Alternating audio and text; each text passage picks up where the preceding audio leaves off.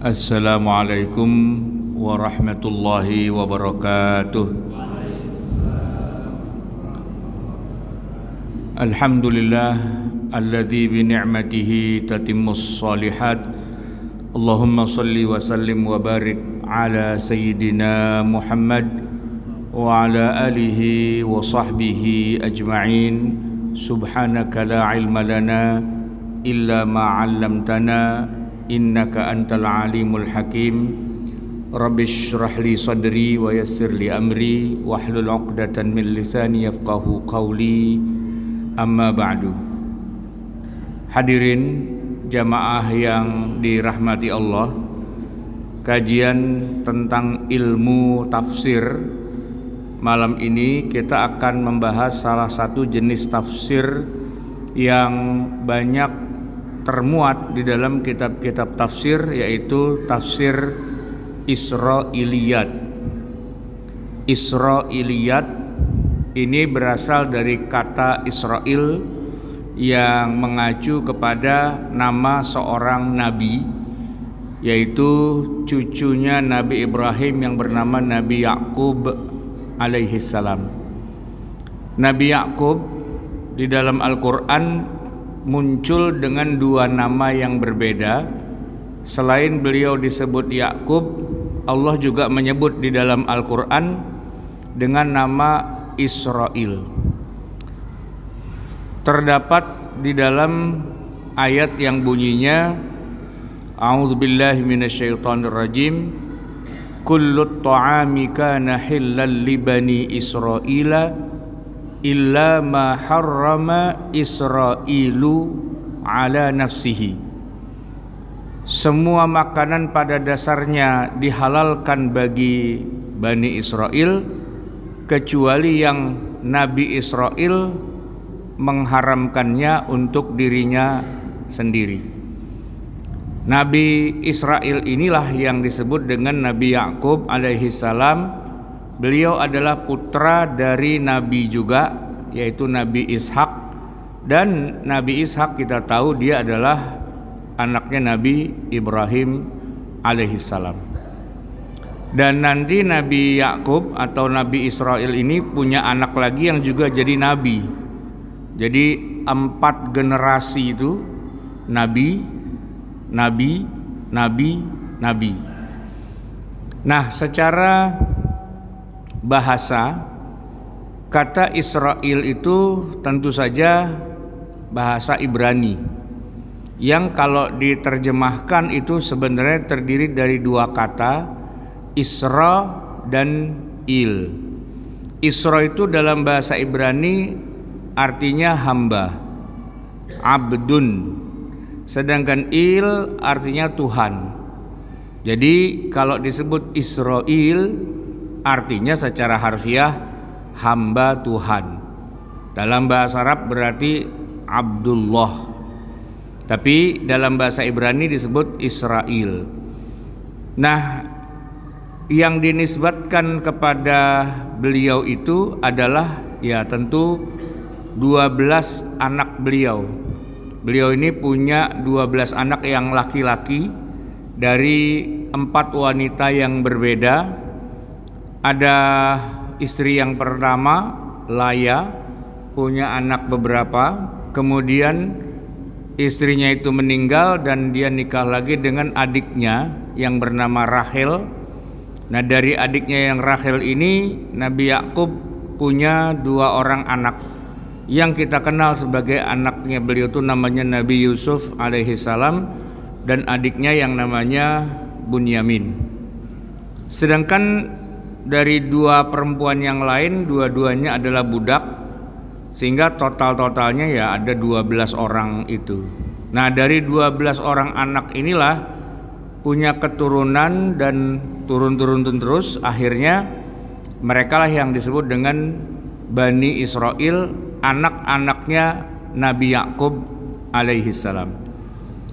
Keistimewaan mereka adalah bahwa dari sejak zaman Nabi Yakub ini, Allah Subhanahu wa Ta'ala tidak pernah lagi mengutus nabi atau rasul di tengah umat manusia kecuali hanya dari keturunannya Nabi Yakub alaihi salam. Jadi nanti ada Nabi Musa, itu masih keturunan mereka. Ada Nabi Harun, ya keturunan mereka juga. Ada Nabi Yeshua, kita nyebutnya Joshua, nah itu juga dari mereka juga. Ada Nabi Daud, Nabi Sulaiman, itu dari mereka. Sampai Nabi Zakaria, Nabi Yahya, dan Nabi Isa alaihimussalam ajma'in, itu semuanya adalah dari keturunannya Nabi Yakub. Makanya kalau disebut Bani Israel, Al-Quran menyebut istilah Bani Israel itu panggilan yang sifatnya pujian, mengangkat derajat mereka. Dan ya seperti kita menyebut orang, Pak, tapi dengan menyebut gelar kebangsawanannya. Kan ada orang itu bangsawan gitu ya, ada gelarnya kayak Raden gitu misalnya ya. Disebutlah dengan nama radennya atau nama keluarganya, family name. Nah itu panggilan kehormatan.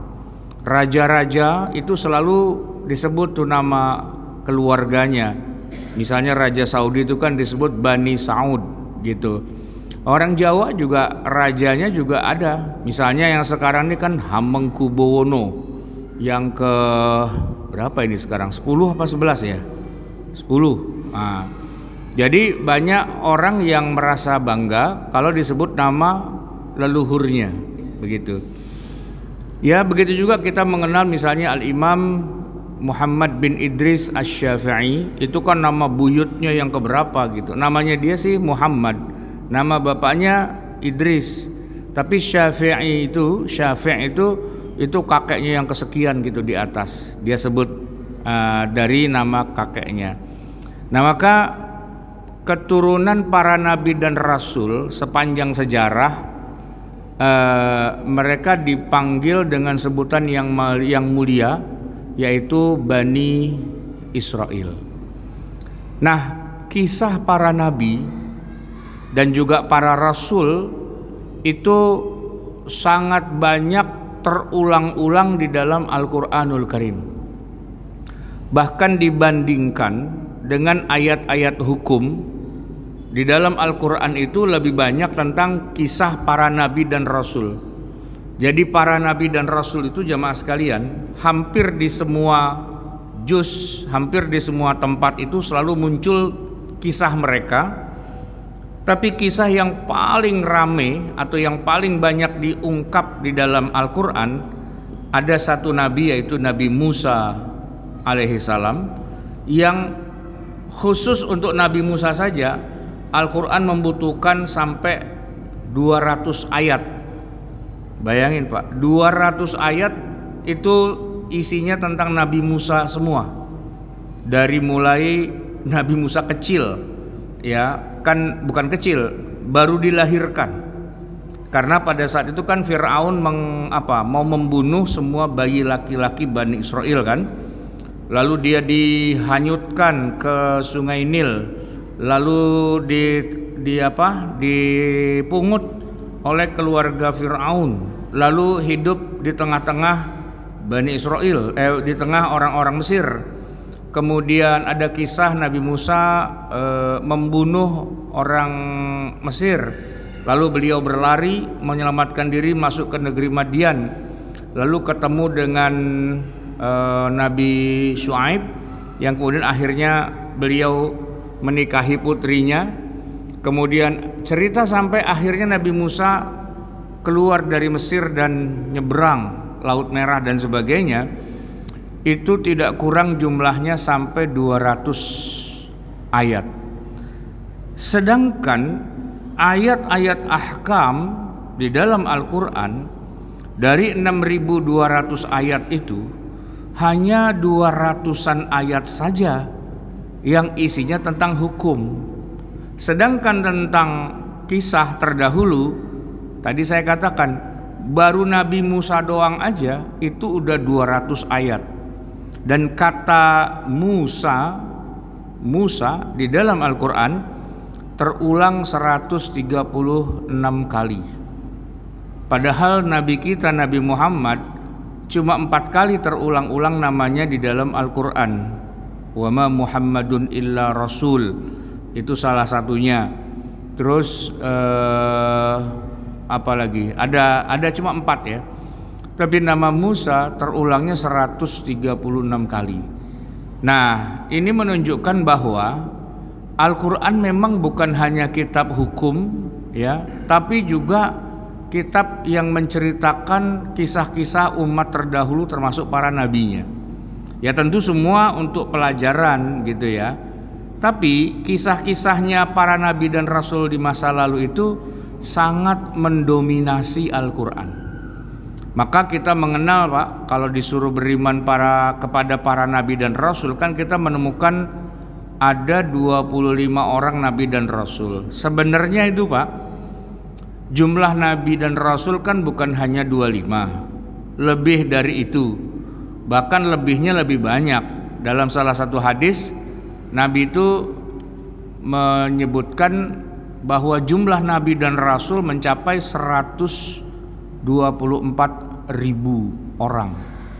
Sepanjang dari Nabi Adam sampai terakhir Nabi Muhammad, itu jumlah nabi yang diutus 124.000, dan 300 dari itu levelnya di atas yang disebut dengan rasul. Jadi kalau nabi itu lebih ya katakanlah lebih junior gitu ya. Kalau yang seniornya disebut dengan rasul. Rasulnya saja itu 300. Sedangkan nabinya 124.000. Kenapa kita sejak kecil diajarin ngapalin nama nabi cuma 25? Dari mana angka 25 itu? Ternyata 25 itu angka yang diambil dari nama nabi yang ada namanya minimal sekali aja disebut di dalam Al-Quran. Minimal sekali namanya disebut. Misalnya ada Nabi Ilyas, Nabi Ilyasa, Nabi Dzulkifl gitu ya. Cuman namanya doang Pak disebut, kisahnya nggak ada. Cuman kesebut aja namanya. Nah, jadi ini unik Pak. Padahal di dalam Al-Quran kita juga menemukan ada kisah Nabi Musa yang lagi belajar sama gurunya. Nabi Musa punya guru, ya mungkin waktu masih muda kali ya. Gurunya itu Nabi Khidir alaihi salam kan. Dan itu kisahnya ada di dalam surat Al-Kahfi. Agak panjang juga tuh ceritanya, sampai merusak kapal laut, sampai membunuh anak bayi gitu ya, sampai membenahi tembok yang hampir rusak dan sebagainya gitu kan. Nah, tetapi masalahnya begini, walaupun ayatnya itu cukup panjang cerita tentang Nabi Musa dan Nabi Khidir, masalahnya cuma satu Pak. Kata Khidir sendiri di dalam Al-Quran itu nggak kesebut. Makanya kita heran, Nabi Khidir seringlah kita dengar ceritanya gitu kan. Tapi kok nggak ada di angka 25 Nabi dan Rasul ya, karena namanya nggak ada di dalam Al-Quran. Namanya tapi ceritanya ada, cuman hanya disebut abdan min ibadina, nobody gitu, nggak disebut namanya, cuman seorang hamba dari hamba-hamba kami. Tapi para mufassir seluruhnya sepakat bahwa yang dimaksud itu tidak lain adalah Nabi Khidir alaihissalam, tapi cuman lewat hadis gitu. Nah jamaah sekalian, apa kaitannya dengan tafsir Israiliyat? Begini Pak, karena ayat Al-Qur'annya bicara tentang kisah-kisah Bani Israel, padahal ayat ini turunnya bukan kepada mereka, turunnya pada Nabi Muhammad sallallahu alaihi wasallam, yaitu bukan Bani Israel beliau. Beliau tuh orang Arab, tinggalnya di Mekah, tinggalnya di Madinah. Kalaupun Nabi punya pengikut ya tentu orang Arab lah kebanyakannya begitu. Nah tetapi memang yang unik adalah bahwa setelah 13 tahun Nabi tinggal di Mekah ya, lalu kemudian beliau hijrah ke Madinah. Nah disitulah Nabi mulai berinteraksi dengan orang-orang dari Bani Israel ini. Ada 3 klan besar di Madinah, yaitu Bani Nadir, Bani Qainuqa, dan Bani Quraidah. Mereka inilah yang disebut dengan Bani Israel, keturunan dari para nabi dan rasul. Nah, rupa-rupanya Allah Subhanahu wa taala ketika menurunkan ayat-ayat Quran di Madinah, ya, mulai banyak cerita tentang para nabi dan rasul, tentang Musa keluar kisahnya, tentang Nabi siapa? Nabi Yakub sendiri ada kisahnya. Nabi Yusuf satu surat, Pak. 111 ayat, satu surat sendirian dia doang. Dari sejak masih kecil sampai udah jadi raja. Itu udah kayak film India tuh, Pak. 3 jam nggak berhenti itu, ya kan, cerita Nabi Yusuf, ya. Nabi-nabi yang lain banyak diceritakan, sehingga kalau dikumpul-kumpulkan jumlah kisah-kisah tentang Bani Israel ini nggak cuma 200 ayat, sampai mendekati angka 1000-an ayat. Padahal Quran itu cuma 6.000, Pak. 6.236 ayat. Hampir 1000-an ayat itu cerita tentang Bani Israel. Nah, masalahnya begini, Pak.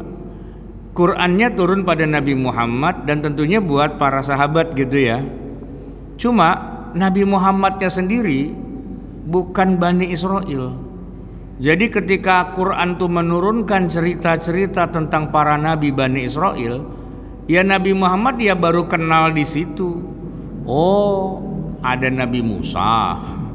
Oh, ada Nabi Isa. Oh, ada nabi yang lain-lain gitu kan. Nah, itu karena diceritakan dalam Al-Quran. Tapi detailnya ya beliau nggak tahu juga. Kenapa? Ya kalau Quran nggak cerita, ya Nabi mana tahu, ya. Nah, oleh karena itu, ini yang menariknya adalah ketika ayat-ayat Quran cerita tentang leluhur Bani Israel itu mulai banyak di dalam Al-Quran. Nah, pada saat itu ya Nabi sudah tinggal di Madinah, dan itu sangat relate dengan orang-orang Yahudi, sangat relate, dan malah menjadi mukjizat, yaitu orang Yahudi pada bengong, Pak. Ini Muhammad nih orang Arab, nggak tahu lah cerita-cerita kisah nenek moyang kita. Kenapa kok tiba-tiba Al-Quran malah cerita banyak?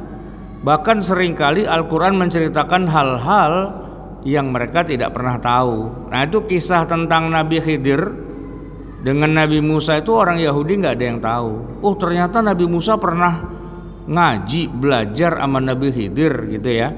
Nah, itu baru ada di Quran, yang kadang-kadang orang Yahudinya sendiri juga pada bengong juga dengerinnya. Tapi memang pada akhirnya kalau bicara tentang siapa yang lebih ngerti tentang kisah-kisah orang-orang Bani Israel, ya wajar kalau orang-orang Yahudi, karena itu cerita tentang leluhur mereka. Itu adalah ya istilahnya kisah-kisah kepahlawanan dari sejarah mereka. Sementara Al-Quran ketika menceritakan para nabi dan rasul di dalam ayat-ayatnya, kebanyakannya mah cuman sekilas-sekilas doang, Pak. Cuman disebut kadang-kadang namanya doang, atau kejadian yang highlightnya aja gitu, tidak lengkap gitu. Kayak misalnya begini, Pak. Nabi Musa alaihi salam, tadi kan saya katakan namanya terulang 136 kali di Quran. Jumlah ayat yang ngomongin Nabi Musa sampai 200. Tapi ketika dan Nabi Musa diceritakan di Al-Quran tentang bagaimana dia menikah dengan salah satu dari 2 putrinya Nabi Syuaib. Dan kisahnya tuh menarik digambarkan. Awalnya kan Nabi Musa bantuin mereka nih, 2 orang kakak beradik perempuan, karena mereka memelihara domba gitu, kambing ya, perempuan. Harusnya kan anak laki, tapi Nabi Syuaib nggak punya anak laki. Jadi ya anak perempuannya pada disuruh melihara kambing gitu untuk jadi gembala gitu ya. Nah, kambing-kambing itu kan harus diberi minum, cuman mereka kalah melulu sama penggembala-penggembala yang laki-laki gitu, sehingga mereka nunggu lama untuk dapat giliran. Pas saat itu Nabi Musa muncul dari tengah gurun pasir, tiba-tiba ada muncul. Terus dia lihat nih anak 2 orang perempuan, kesian banget, kambingnya pada kausan, diselak mulu sama penggembala laki-laki. Maka tiba-tiba Musa kemudian ya bantuin lah ya kan, bantuin dan kambing-kambingnya minum, dan 2 orang putrinya Nabi Syuaib itu berterima kasih, pulang lapor sama bapaknya minta dikawinin. Lalu akhirnya Nabi Syuaib menawarkan pada Nabi Musa, ya udah kalau gitu ente tinggal di rumah saya, nikah aja sama salah satu dari anak saya, mas kawinnya adalah kamu kerja sama saya selama 10 tahun ngangon kambing gitu. Itu kisahnya ada Pak di Quran. Cuman yang nggak ada itu adalah gini, siapakah nama istrinya Nabi Musa yang merupakan anaknya Nabi Syuaib itu? Nggak ada. Quran tidak cerita sampai sedetail itu, ya kan? Tapi para sahabat Nabi yang dulunya orang Yahudi, begitu dengar kisah itu di Quran, mereka langsung bilang, oh itu mah Sofuro gitu. Langsung kontan keluar dari mulut mereka, iya Sofuro, oh Sofuro ya gitu ya. Nabi aja bingung, hah Sofuro, lu tahu dari mana? Lah ya itu kan cerita leluhur kami ya Rasul, kami lebih tahu lah tentang cerita-cerita itu. Sebelum Quran ngomongin siapa namanya, kami lebih tahu. Sama ketika Nabi Sulaiman mencari burung kesayangannya Hudhud, kok kagak lapor diri nih, kemana aja nih anak ngilang, kalau nggak segera datang akan saya sembelih nih burung Hudhud Pak. Setelah ditunggu-tunggu tiba-tiba Hudhud datang. Sebelum dimarahin dia bilang, wahai Nabiullah, saya habis terbang ke sebuah negeri yang negeri itu subur makmur, gemah ripah loh jinawi, cuman sayangnya negeri itu nyembah matahari. Sama satu lagi, negeri itu yang mimpin bukan raja tapi perempuan, seorang ratu. Maka Nabi Sulaiman kemudian bilang sama Hudhud, kirimin, bawain surat saya kepada mereka, yang intinya mengajak kerajaan itu taubat, jangan nyembah matahari tapi nyembah Allah saja, dan kalian harus berserah diri kepada Nabi Sulaiman, nyerah tunduk mengakui. Lalu surat itu dibawa lagi oleh Hudhud ke negeri itu, negeri Saba. Langsung terbang ke atas istana, langsung masuk ke ruangan di mana ratu dengan para menteri-menterinya lagi rapat kabinet. Mungkin lagi ada reshuffle apa gimana gitu ya. Nah, tiba-tiba Hudhud datang dan langsung suratnya dilepaskan di depan si ratu ini. Kaget kan ratu, dapat surat dari burung gitu kan. Nah, kemudian dia buka. Setelah dia baca, ayat Quran menyebutkan, innahu min Sulaiman wa innahu bismillahirrahmanirrahim, gitu Pak. Nah, si ratu ini kemudian akhirnya ceritanya, singkat cerita, berangkat ke kerajaan Sulaiman untuk menyatakan menyerah dan tunduk pada Nabi Sulaiman. Dan di dalam kisah yang sering kita dengar, akhirnya mereka menikah gitu kan, happily ever after. Wah gitu. Tapi di Quran nggak ada Pak namanya. Siapa ini nama ratu ini? Orang Yahudi yang masuk Islam jawab, Balkis itu namanya, Bilqis atau Balkis gitu. Oh Balkis, nggak ada di Quran Pak. Tapi mereka bilang, wah itu mah cerita populer, tahu gitu, kita semua tahu lah gitu. Ya kayak gini Pak, Gen Z yang belum tahu cerita tentang Dul anak sekolahan, ya kan? Kalau ditanya, Dul tuh akhirnya kawinnya sama Sarah apa sama Jenab, gitu, ya kan? Sama Jenab, gitu kan? Anak Gen Z mana tahu dia Jenab siapa Jenab gitu? Ya lo telat lahir, baru gini hari lo lahir. Zaman dulu ya, ketika TV baru ada TVRI sama RCTI doang, itu ada si Dul anak sekolahan tahun berapa itu ya, 2000 sekian atau 90-an lah gitu kan. Wow, ada sinetronnya. Anak Gen Z mana tahu gitu kan, nggak kenal mereka ya kan. Tapi kalau bapak-bapak seumuran ini, kalau ditanya si Dul itu siapa yang diincar gitu, ada Sarah ada Jenab, langsung tahu gitu kan. Kenapa? Karena mengalami atau paling tidak ngerti lah suasananya kayak gitu kan.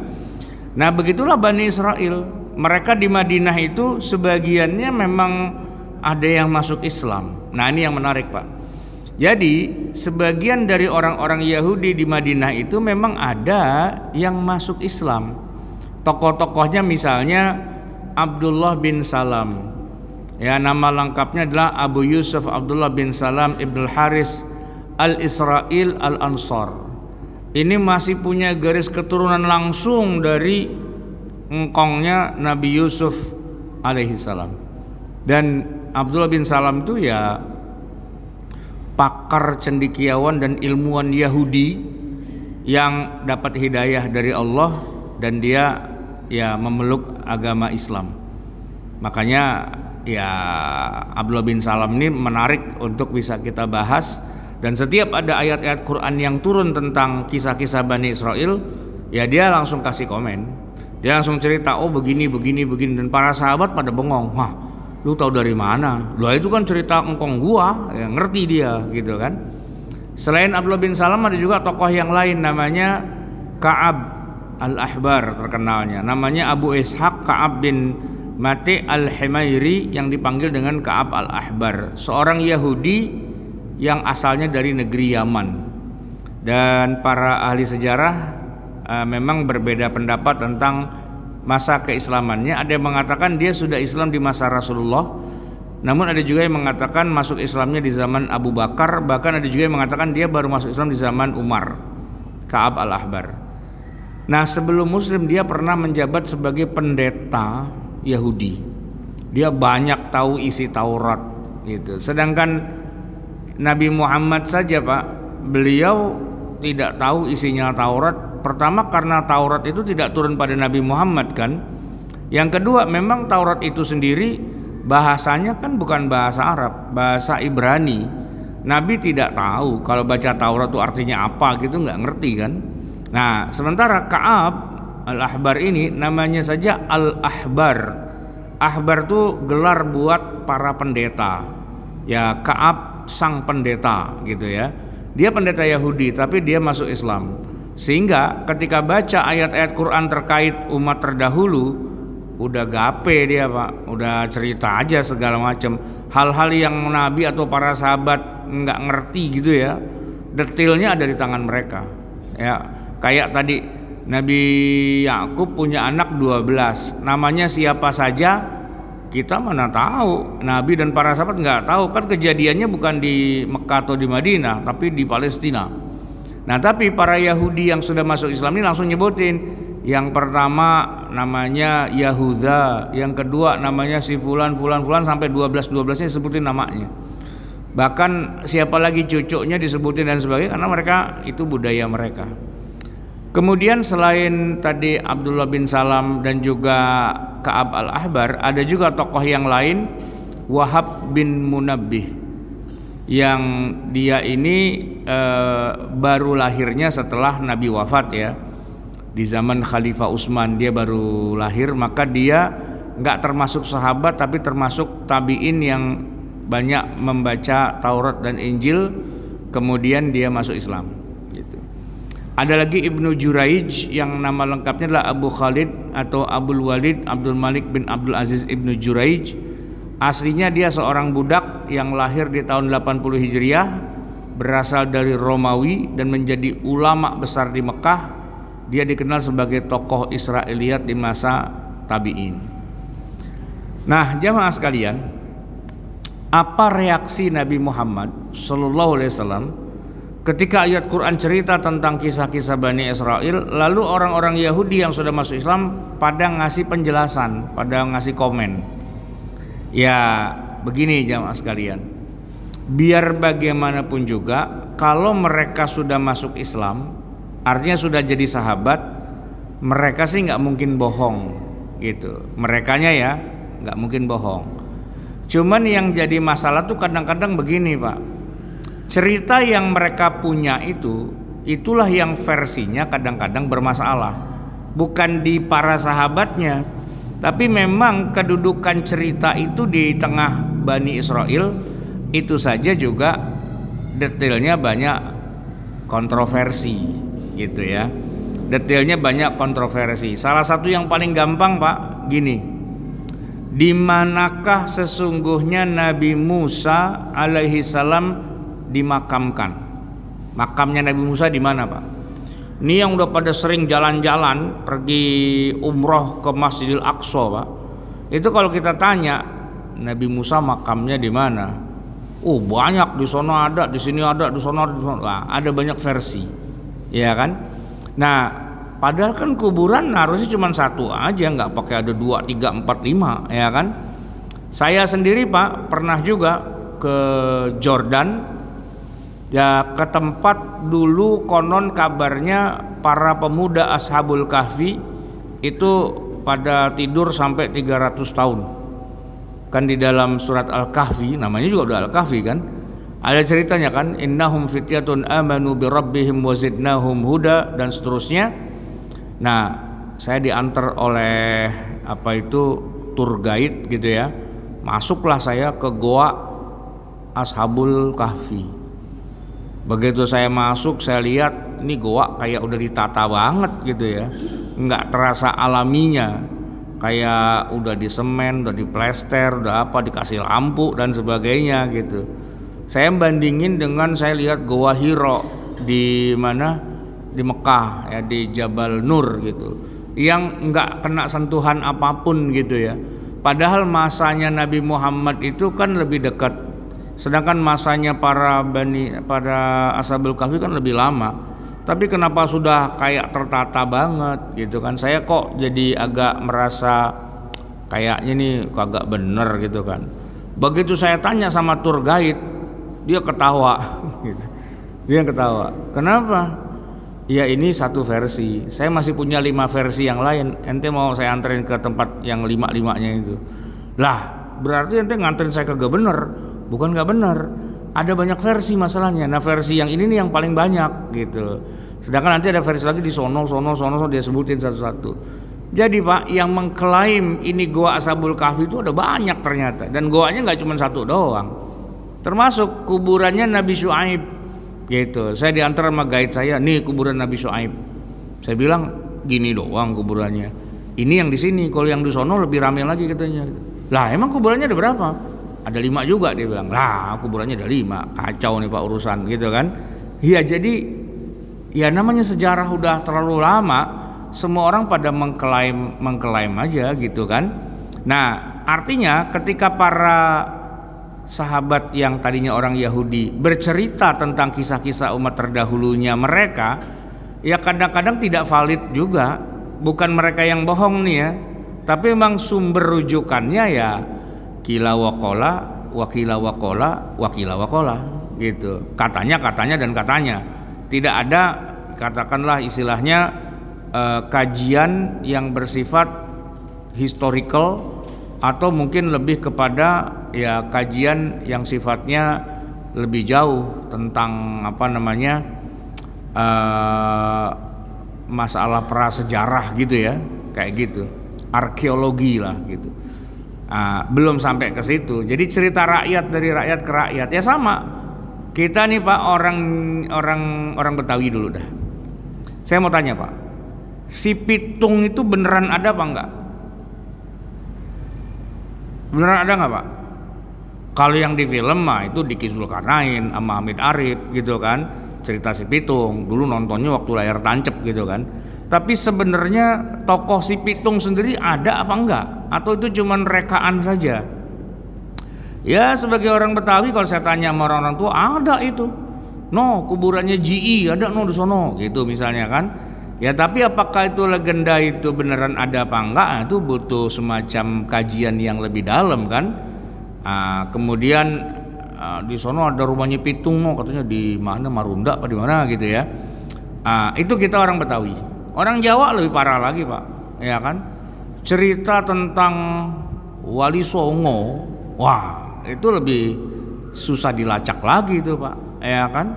Kuburannya ada gitu, tapi kisah-kisah yang beredar di tengah masyarakat, di rakyat, kebanyakannya kan tokoh Wali Songo jatuh-jatuhnya kayak tokoh sakti mandraguna, ya kan? Orang-orang yang punya ilmu kanuragan, ilmu kedikjayaan, yang bisa nunjuk pohon jadi emas, yang bisa masuk ke goa tiba-tiba nongol di Mekah, begitu balik udah bawa korma serenceng, gitu-gitu kan. Lebih banyak ke tokoh-tokoh yang jadi kayak ini mah mitos aja gitu kan. Nah pertanyaannya, Wali Songo itu beneran ada apa cuman istilah doang gitu. Ya bahkan kalau anak SD Pak disuruh nyebutin nama Songo kan 9, sebutin nama 9 wali, itu nggak sama Pak. Yang 9 yang mana gitu, nggak sama gitu kan.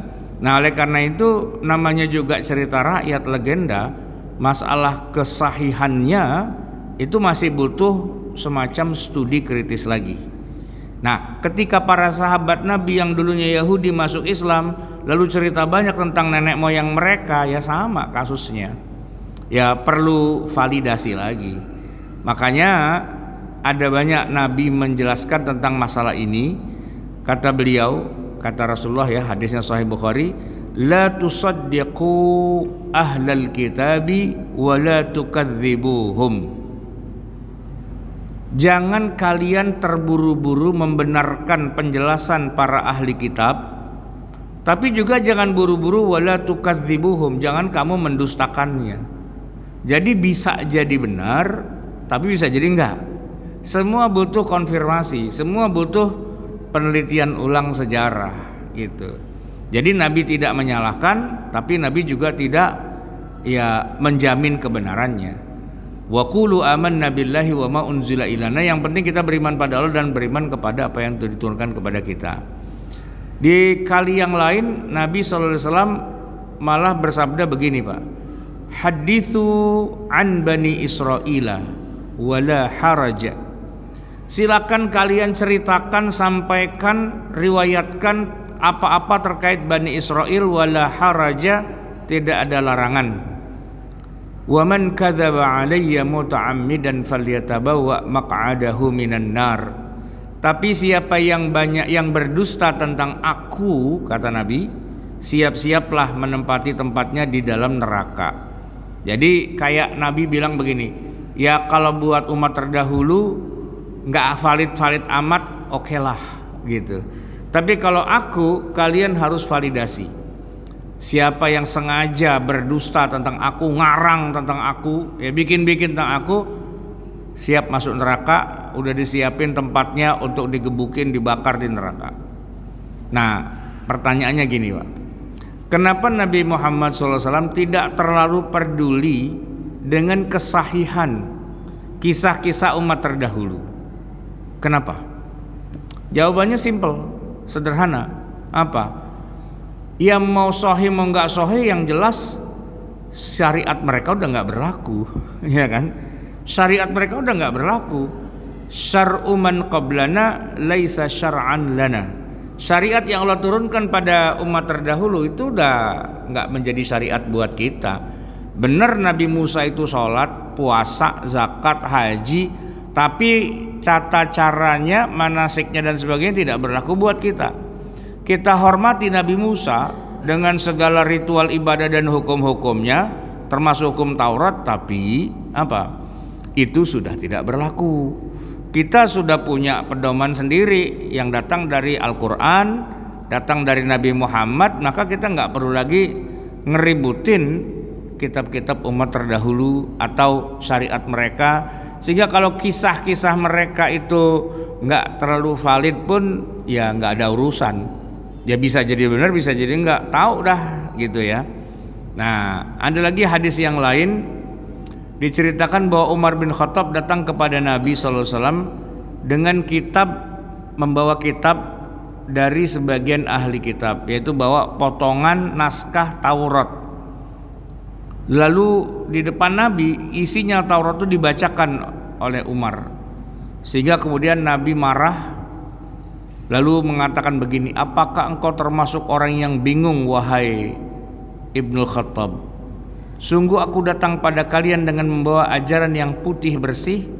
Janganlah bertanya kepada mereka tentang sesuatu, lalu mereka menyampaikan dengan benar tapi kamu dustai, atau mereka sampaikan dengan batil lalu kalian benarkan. Demi Allah yang jiwaku ada pada tangannya, andaikan Musa masih hidup saat ini, tidak ada kelonggaran baginya kecuali mengikuti syariatku. Nah, jadi Nabi tidak membolehkan Umar mengambil hukum yang ada dari Taurat. Kenapa? Karena sudah turun ayatnya di Quran. Apa yang di Taurat sudah nggak berlaku, yang berlaku hanya Quran saja. Jadi Pak, kalaupun ada yang salah, ada yang keliru dan sebagainya, ya buat kita nggak ngaruh karena kita nggak jadikan sebagai rujukan. Nah gitu ya. Baik. Kemudian ada lagi hadis yang lain, Nabi bersabda, ya ma'syaral muslimin tas'aluna ahlul kitabi wa kitabukumul ladzi unzila 'alan bihi ahdatsal akhbar billah taqra'unahu wa lam yashub wa qad haddatsakumullahu anna ahlul kitabi baddalu ma kataballah wa ghayyaru bi aydihimul kitab faqalu hadza min 'indillahi liyashtaru bihi thamanan qalila. Wahai kaum muslimin, bagaimana bisa kalian nanya tentang hukum syariat kepada ulama ahli kitab? Padahal Al-Quran sudah turun kepadaku, kepada Nabi Muhammad, yang merupakan kabar terbaru, update paling mutakhir dari perintah-perintah Allah pada kalian. Kalian membacanya, padahal Allah sudah menceritakan pada kalian bahwa ahli kitab itu telah mengganti banyak hukum-hukum. Jadi boleh jadi apa yang ada di Taurat mereka itu nggak sesuai, palsu, bohong dan sebagainya, boleh jadi. Maka jangan kalian merujuk kepada Taurat. Walaupun sebenarnya Taurat itu juga ya kan kitab suci juga kan, dari Allah juga, tapi sudah nggak berlaku itu masalahnya dan tidak ada jaminan keasliannya. Baik jamaah sekalian, dari semua penjelasan Nabi tadi itu, maka banyak ulama mengambil sikap terhadap tafsir Israiliyat. Saya akan mulai dari Ibnu Mas'ud dan Ibnu Abbas. Ibnu Mas'ud radhiyallahu an dan juga Ibnu Abbas ini dua orang sahabat Nabi yang yang sangat dikenal ikonik sebagai ahli tafsir di masa Nabi. Dua-duanya mengatakan bahwa meriwayatkan kisah Israiliyat itu boleh, hukumnya boleh, baik dalam tafsir ataupun dalam hadis. Dan Abdullah bin Amr bin As, sahabat Nabi juga, mengatakan ketika terjadi perang Yarmuk, beliau menemukan beberapa kitab Yahudi dan Nasrani, lalu diambil dan dipelajari, dan setelah memahaminya dia menceritakan isinya kepada mukmin lainnya yang tujuannya untuk istishhad dan bukan akidah atau hukum. Bisa dijadikan rujukan, ya. Walaupun nggak tahu benar atau tidaknya, tapi setidaknya pesan-pesan moralnya itu dapat. Nah, pendapat yang kedua itu dari Ibnu Taimiyah dan Ibnu Hajar Al-Asqalani. Ibnu Taimiyah dan Ibnu Hajar Al-Asqalani berpendapat bahwa Israiliyat itu ada 3 macam. Dia nggak langsung bilang boleh, tapi lihat dulu Israiliyat yang mana. Ada Israiliyat yang masuk dalam bagian Islam dan sejalan dengan Islam. Nah itu perlu dibenarkan dan boleh diriwayatkan. Tapi kalau Israiliyat yang bertentangan, tidak sejalan dengan Islam, ya itu harus ditolak, tidak boleh diriwayatkan. Lalu nanti ada yang ketiga, Israiliyat yang tidak tergolong pada pertama dan kedua. Ya nggak tahu nih sejalan apa nggak sejalan ya, tapi ya udah kita diamin aja. Nah jamaah sekalian, yang tidak sejalan tuh gimana? Yang tidak sejalan tuh begini. Kadang-kadang ada versi cerita yang aneh-aneh tentang para nabi dan rasul yang kalau menurut penilaian kita itu kayaknya kurang layak dilakukan sama seorang nabi. Ya misalnya sebutan Nabi Dawud alaihissalam itu saking kuatnya menggilir istrinya dalam satu malam 1000 orang. Ini Israiliyat Pak. Bagaimana mungkin seorang punya bini 1000 dalam satu malam digilir semua gitu Pak? Gempor gitu kan. Nah kira-kira, nah ini kan udah over gitu. Nah banyak tuh kasus-kasus kayak itu sebenarnya ya. Dan al-ghuluwu kepada berlebihan kepada mengkultuskan para nabi dan rasul yang tidak jelas sanadnya. Nah kayak gitu-gitu Pak, ya kita nggak boleh menerima gitu. Nah oleh karena itu kalau kita perhatikan di dalam Al-Quranul Karim, kisah para nabi dan rasul walaupun dia punya mukjizat tapi nggak yang over banget gitu Pak, nggak over banget. Sebutlah misalnya begini, kita kan sering dikit-dikit ngomong Nabi Khidir ya kan. Coba perhatikan kisah Nabi Khidir di dalam Al-Quran ya. Apakah disebutkan Nabi Khidir bisa menghilang, bisa terbang, bisa punya ilmu kanuragan dan sebagainya? Enggak. Sosok Nabi Khidir dalam Al-Quran itu sosok yang ya sangat realistis banget. Sosok yang nyata manusia, bukan kayak wali yang bisa menghilang, wali yang punya berbagai macam karomah gitu, enggak. Ya, bahwa kemudian dia tahu apa yang akan terjadi, membunuh anak kecil dan sebagainya, ya itu karena wahyu dari Allah, perintah dari Allah, bukan dia sendiri udah punya kemampuan yang istilahnya supranatural gitu-gitu, enggak. Para nabi dan rasul tuh Pak di dalam Al-Quran, misalnya Nabi Musa ya, Nabi Musa itu kan berlimpah dengan mukjizat. Nabi Musa ya berlimpah dengan mukjizat. Tadi saya bilang Nabi Musa itu nabi yang paling banyak diceritakan di Al-Quran, dan mukjizatnya Musa kalau kita hitungin banyak banget itu Pak mukjizatnya, ya kan? Tapi pertanyaan gini, apakah mukjizat Musa itu adalah keistimewaan yang dia punya remote-nya gitu Pak? Pengen belah laut, gitu. Apakah begitu? Jawabannya enggak. Buktinya apa? Buktinya ketika Nabi Musa ke pojok di pantai, di depan Laut Merah, di belakang pasukan Fir'aun 1,2 juta mau ngancurin Nabi Musa dengan umatnya yang cuma 600.000, maka Nabi Musa bingung, ya kan? Apalagi didesak-desak sama kaumnya, inna lamudrakun, kita pasti terkejar, inna lamudrakun, kita pasti terkejar. Dan Musa cuma ngejawab gini, inna ma'iya rabbi sayahdin, sesungguhnya bersamaku Tuhanku, pasti dia akan ngasih petunjuk. Pada saat itu Pak, Nabi Musa belum tahu harus ngapain. Barulah kemudian turun perintah Allah, idrib bi'asakal bahr, pukullah dengan tongkatmu laut itu. Ya, Nabi Musa pukul Pak, dan atas kehendak Allah, izin Allah, ya lautnya kebelah gitu Pak. Itu memang mukjizat, ya kan? Keren tuh mukjizatnya. Tapi begini Pak, misal kata Nabi Musa iseng, kapan waktu balik lagi ke situ, jajalin tek gitu, emang kebuka? Enggak. Itu di kolongkatnya Nabi Musa enggak ada tombolnya, ada tombol pencet gitu, kebuka, pencet, tutup, enggak gitu, enggak sesakti itu juga Nabi Musa kan. Di dalam Al-Quran tuh begitu. Nah, tetapi kalau udah di versinya orang Yahudi, jadi tokoh pewayangan semua itu Pak, jadi tokoh persilatan, mereka jadi kayak punya ilmu yang aneh-aneh dan sebagainya. Namanya juga cerita rakyat kan, lebih banyak bumbunya daripada aslinya gitu Pak. Nah itu cerita omongan orang, ya kan, ya menceritakanlah, mungkin karena cinta, mungkin karena kultus dan sebagainya, akhirnya tambah-tambahin banyak itu Pak kayak gitu. Dan sebenarnya itu juga terjadi sih kepada kita juga Pak. Banyak kiai, orang alim dan sebagainya, dianya mah biasa-biasa aja.